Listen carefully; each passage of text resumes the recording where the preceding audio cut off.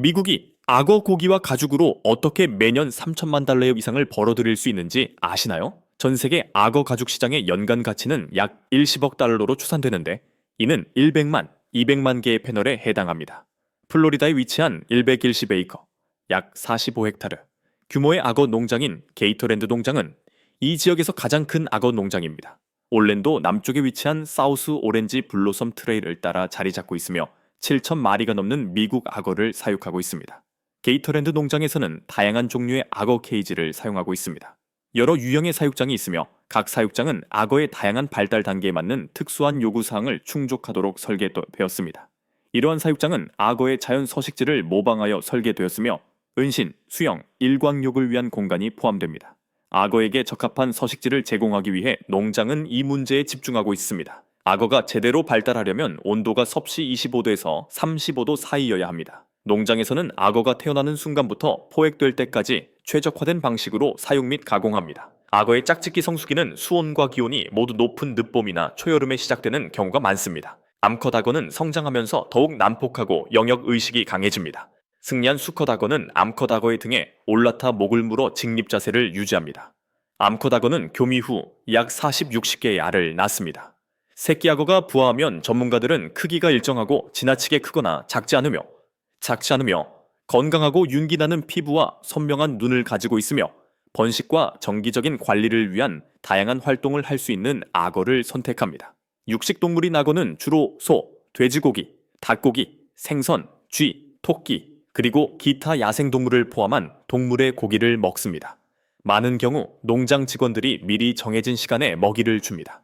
악어는 나이와 종류에 따라 필요한 영양 요구량이 다릅니다. 악어에게는 매일 먹이를 주어야 하지만 성체 악어는 일주일에 2-3번만 먹이를 주면 되는 경우도 있습니다. 악어는 겨울철에 활동량이 줄어들고 먹이 필요량이 줄어듭니다. 악어가 매일 섭취하는 먹이의 양은 전체 체중의 약 3%에 달합니다. 또한 이 지역에서는 악어의 건강 유지와 지속적인 성장을 위해 비타민과 미네랄 보충제를 정기적으로 공급합니다. 일반적으로 미국 악어의 포획은 4년에서 5년간의 양식 기간 후에 이루어집니다. 악어는 약 2.4m에서 3m의 크기에 약 160kg에서 240kg의 무게가 될 때 이 단계에 도달합니다. 이후 악어는 추가 가공을 위해 공장이나 전문 가공 시설로 보내집니다. 운송될 악어의 크기와 수에 맞는 운송상자나 케이지에 넣어 운송할 계획입니다. 운송상자나 케이지에는 충분한 황희 시설이 마련되어 있어 운송 중 악어에게 충분한 산소가 공급됩니다. 또한 운송 과정 전반에 걸쳐 악어의 건강 상태가 고기와 가죽의 품질에 영향을 미치지 않는지 검사합니다. 악어 고기와 가죽을 걸러내는 과정은 최상의 품질을 보장하기 위해 여러 복잡한 단계를 거칩니다. 먼저 악어의 겉껍질을 세척합니다. 가죽과 살을 분리하기 위해 작업자는 펌프를 사용하여 악어 내부에 공기를 주입하는데 이때 가죽이 부풀어 오릅니다. 생선 껍질이 완전히 손상되지 않도록 수작업으로 껍질을 벗기는 과정을 거칩니다. 다듬는 과정에서 불필요한 살과 기타 불필요한 성분을 제거합니다. 그런 다음 가공하기 전에 다양한 용제를 사용하여 껍질을 세척합니다. 가장 윗부분인 표층과 가장 아랫부분인 표피, 이 두 겹의 층이 껍질을 구성합니다. 가죽의 등급을 매기는 기준은 크기, 두께, 그리고 품질입니다. 가장 두껍고 매끄러우며 내구성이 뛰어난 악어 가죽을 벨리 스킨이라고 합니다. 이는 최고급 악어 가죽 제품입니다. 또한 등뼈, 엉덩이, 꼬리에도 가죽이 있습니다. 가격은 해당 부품에 따라 다릅니다. 고기 분리 및 포장 과정을 원활하게 하기 위해 기계를 사용하여 고기 부위를 가공합니다. 악어 고기는 꼬리살, 허벅지살, 갈비살, 배살 등 종류에 따라 분류할 수 있습니다. 작업자는 고기의 여러 부위를 각각의 범주로 나눕니다. 갈비와 배 부위를 둘러싼 힘줄과 막은 고기를 손질하기 전에 제거됩니다. 악어 가죽과 살의 가공 및 보존에 있어서는 모든 단계가 식품, 위생 및 안전 요건을 준수해야 합니다. 제조시설은 최첨단 기계와 장비를 활용하여 시장에 판매할 목적으로 최대한 많은 양의 악어 가죽과 고기를 생산합니다. 악어 가죽으로 만든 음식이나 악어 가죽으로 만든 제품을 드셔보신 적이 있으신가요? 악어 가죽은 패션, 가방, 신발, 지갑, 벨트, 코트, 제조, 가구, 자동차, 수공예 등 다양한 산업에서 사용되는 고품질 가죽입니다. 악어 가죽은 뛰어난 내구성, 뛰어난 방수성, 그리고 긁힘에 대한 저항성이 특징입니다.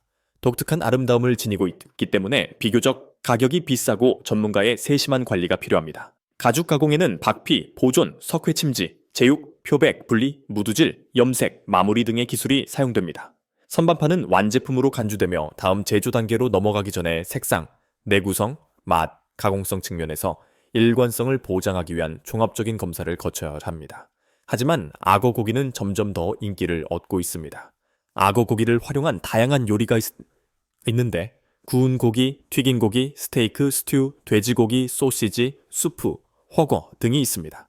악어 고기는 맛있을 뿐만 아니라 쫄깃하고 단백질 함량이 높습니다. 악어 고기는 포화지방과 콜레스테롤 함량이 상대적으로 낮아 심혈관 질환 위험을 낮추는 데 효과적입니다. 또한 악어 고기에는 심장 건강, 면역 체계 강화, 뼈, 관절, 소화계 건강에 도움이 되는 오메가3 지방산이 함유되어 있습니다.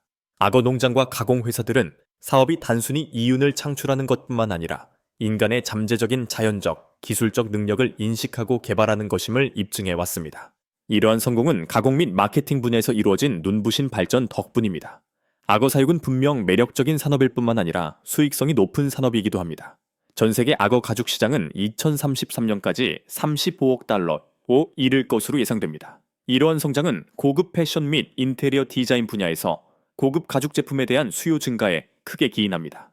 산업이 확장됨에 따라 사육자들은 생산성 향상을 위해 첨단 기술을 도입하고 있습니다. 예를 들어 자동 사료 공급 시스템, 디지털 건강 모니터링, 그리고 온도 조절이 가능한 사육장은 동물 복지를 보장하는 동시에 악어의 성장을 최적화하는 데 도움이 됩니다. 더욱이 악어는 고기와 가죽 외에도 다양한 자원을 제공합니다. 기름, 뼈, 이빨, 심지어 피까지 악어 부산물은 화장품, 장신구, 그리고 잠재적인 의료용으로 활용될 가능성이 있습니다. 이를 통해 농부들은 악어의 모든 부위에서 수익을 극대화할 수 있습니다. 하지만 이러한 사업이 환경에 미치는 영향과 윤리적 영향 또한 고려해야 합니다.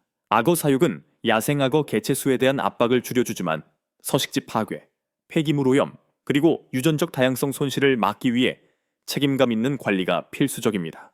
또한 이 산업은 엄격한 규제와 국제 무역 규칙, 특히 멸종 위기에 처한 야생 동식물의 국제 거래에 관한 협약 CATES에 따라 운영됩니다.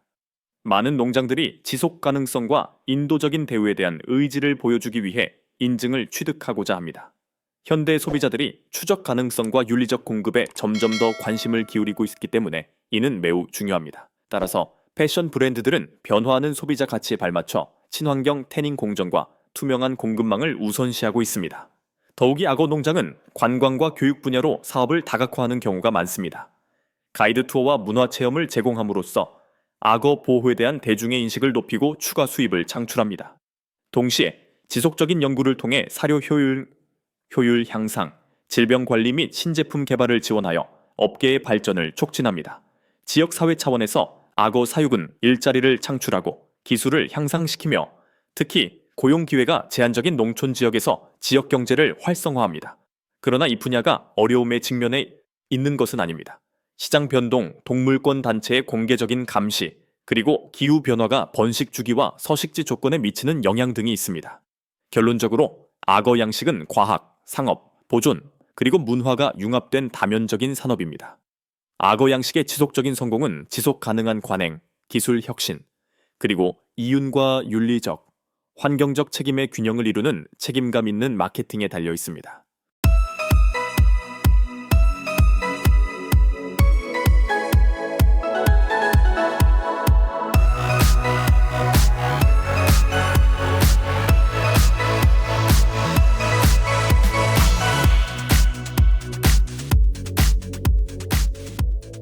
당신은 풀잉거에 대해 잘 알고 있을 것입니다.